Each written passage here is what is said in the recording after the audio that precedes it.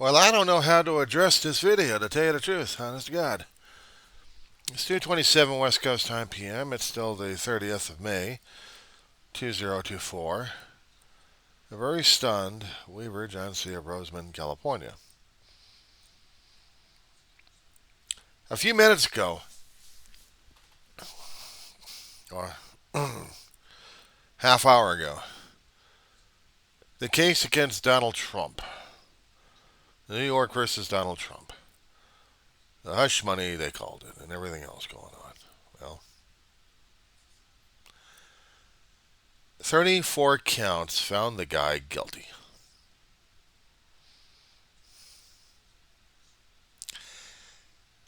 They deliberated yesterday, and then today they were very sure what they were going to do. There was not a split. Right now, the media pundits are going crazy over it. There's going to be other people on social media going to go ape on this one. So naturally, I got to get my own opinions on this thing. Oh, I look disappointed. Yeah, I did. Because I was expecting the judicial system. There'll be maybe at least one or two maggots in the group. Maybe, if there was any. Would support it and probably split the guilty counts. But apparently, if there was a maggot in there, they probably got converted into something else because all 12 juries, all 12 jurors voted guilty. And I was thinking that they're all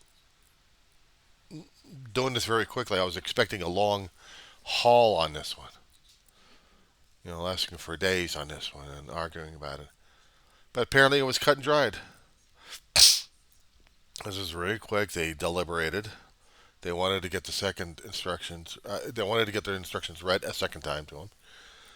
They listened. They heard. They knew what was expected of them. So now this is 34 counts of falsifying business records in the first degree that Donald Trump, is guilty of. So now what I'm waiting for is the political backlash at this point.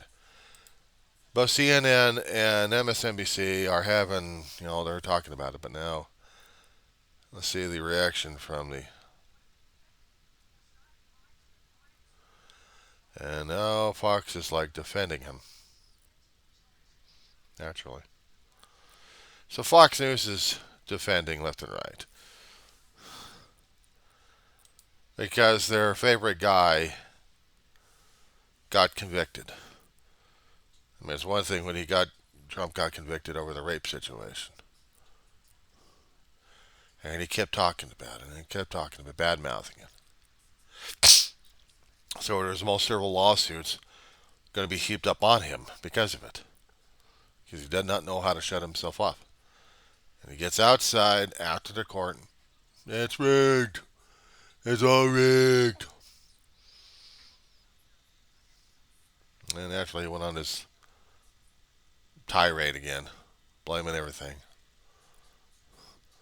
So in late July, they're going to have the sentencing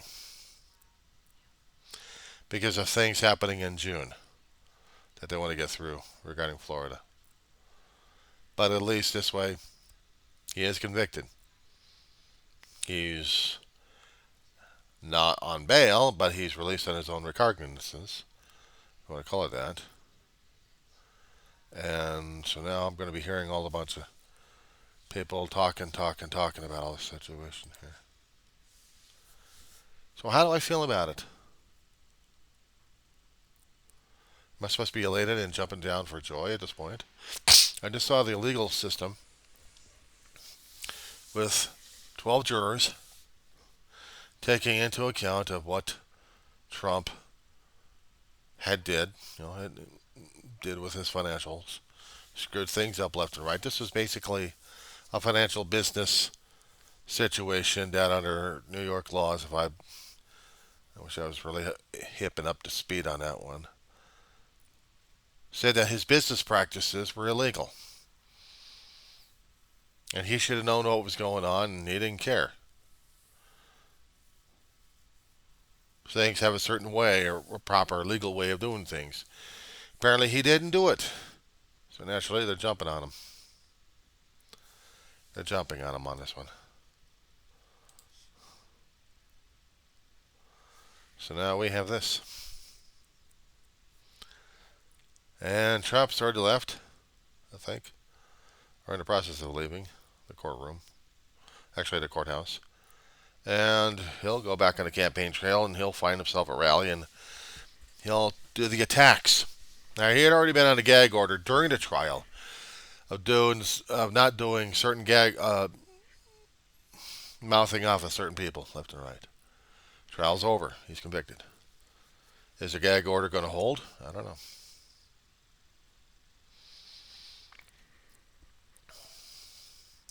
I know there were other things happening beyond the Trump, but this is what all they were focusing on because it was they were expecting a mob or some kind of group of people coming out there probably to support or condemn or to say something about it.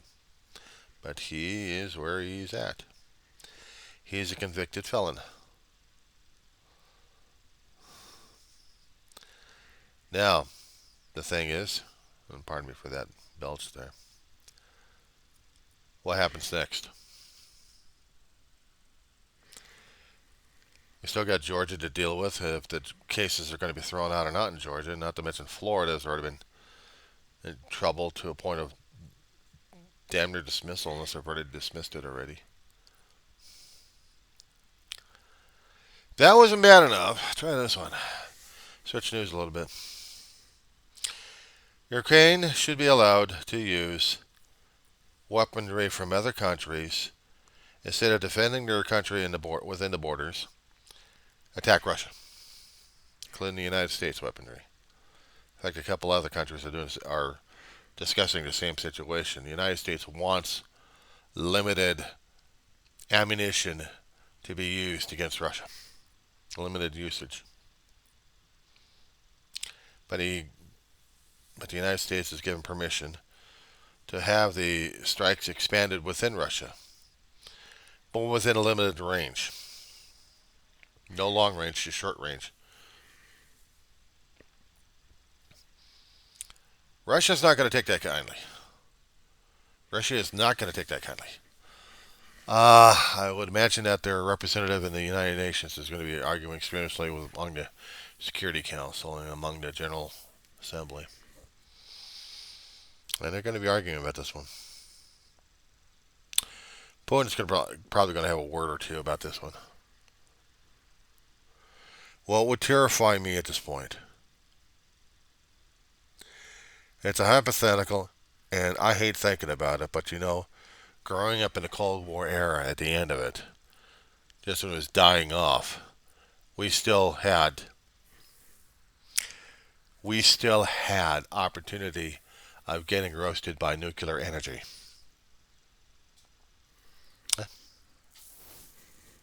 Did. I grew up in the late 60s, in the 70s. I was born in the late 60s. We still had the Cold War. We still had nuclear weapons. We still had countries that could actually nuke each other. And limited nuclear war, but still, the planet would be not so much habitable in certain areas. Russia and China would go happy with them. So would the United States. I was always afraid of that one. But I never knew why. When you're a young kid, you don't have the context. You don't have perspective. You can be told, you can be shaken, but you don't know the fear unless the damn thing actually happened right in front of your face. It's like dealing with, try this example here. You're walking along a street and you're a kid. And it's a bit shadowy. But you got a lot of trees covering a lot of areas. And along the sidewalk, you're going from point A to point B. But in that area, did you ever realize that there'd be a nest of bumblebees? And they would come out.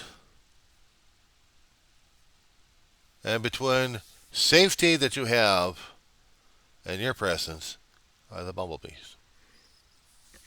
Maybe one or two is security, but coming out more. And you're holding very still because now you're seeing the threat in front of you until they leave, and your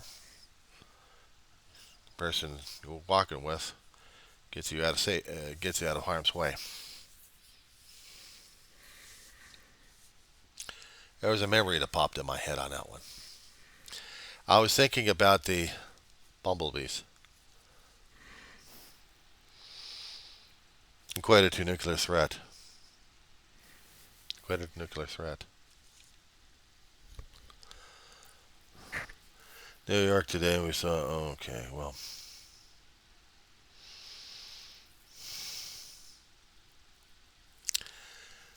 apparently Biden recognizes that Trump got convicted, but regardless of convicted or not, Trump is still the presumptive Republican nominee of the ballot. So that's going to be fun. But back to the bumblebee situation and nuclear war and energy and other countries like that. The perceived threat was in front of me as a kid. Seeing these bumblebees, and my brother's on the other side, and he didn't know what the hell to do at this point. Kept telling me to stand still. Don't move just yet, not until they dispersed, and then they did, and then we got the hell out of there.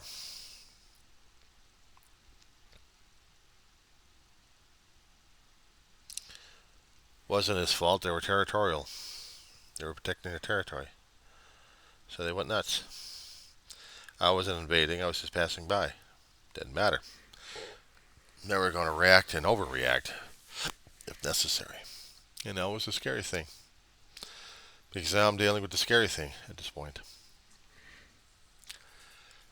I was dealing with a scary thing and didn't realize that if I hadn't equated with other countries ready to kill me without even me knowing about it. But that's the thing, isn't it? That's the thing, isn't it?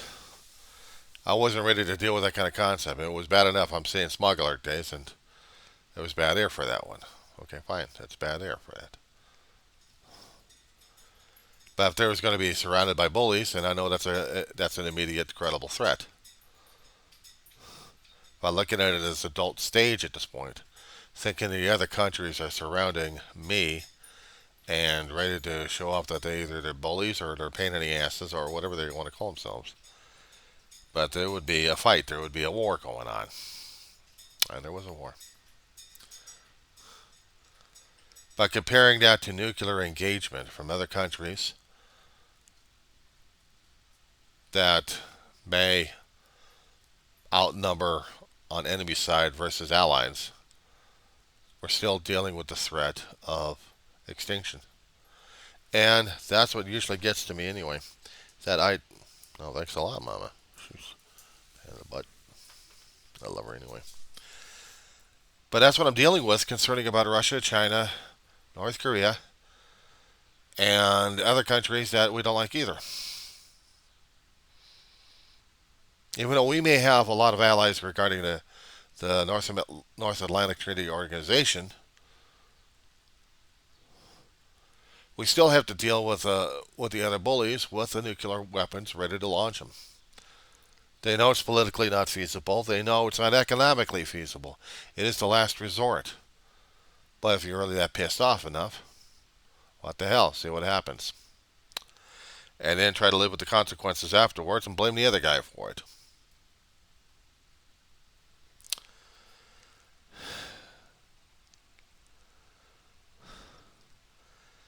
This scenario is terrifying enough as it is. You see the documentaries, and you see what weapon testing looked like. Some people back in the 50s, when they were seeing the testing in Las Vegas, they thought it was just, Not realizing maybe the prevalent winds would probably blow the damn radiation towards their city. Give a good dose of radiation poisoning. They were showing some pictures being posted around left and right, old ancient pictures concerning it, or advertisers, of people in hotels enjoying swimming pool and then All of a sudden, they see this mushroom cloud, the flash, and then the mushroom cloud. Of course, they're miles and miles away, but you still see the damn things climbing sky high, 50,000 feet, and climbing higher than that shit. Hell, if I happen to see something like that, I'd definitely be running for the hills more and more. And that's what scares me. World politics becoming more and more dangerous. I'm seeing certain actions happening these days, and I'm wondering how they're going to be affecting us a great deal, and how we're going to be able to deal with this. And to tell you the truth, I don't know what we're going to do.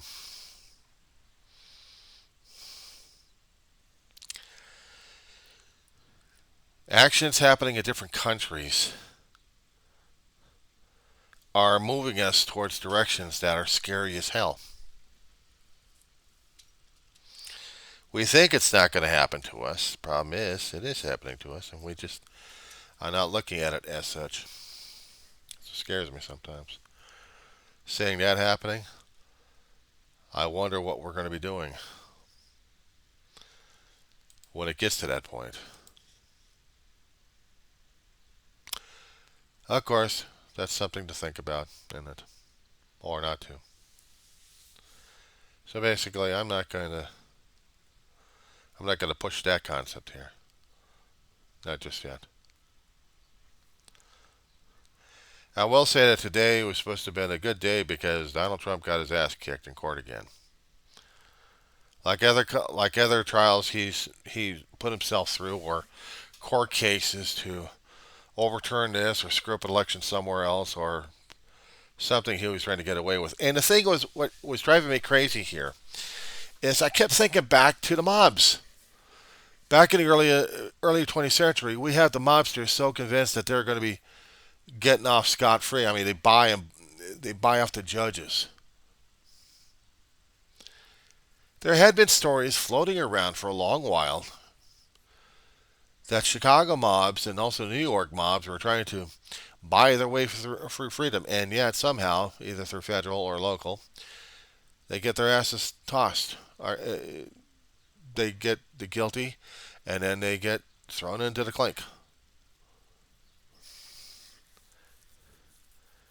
But even in the later half of the 20th century, when we actually had guys like John Gotti, even he would try to maneuver the court system, and it didn't work. I'm going by old faulty memory in my head of the things I was watching and trying to understand and asking my brother questions about it. How the New York, state of New York and the city of New York would deal with this. And now we got Trump doing the same stuff for the past nearly decade or less than that. Trying to outmaneuver the entire country one way or another, stacking judges here and there, trying to rewrite laws left and right, trying to get it to way they're going to be running the country mob style. I was expecting payments going to Trump because he was the Don. And I'm talking about Don as the leader of a group.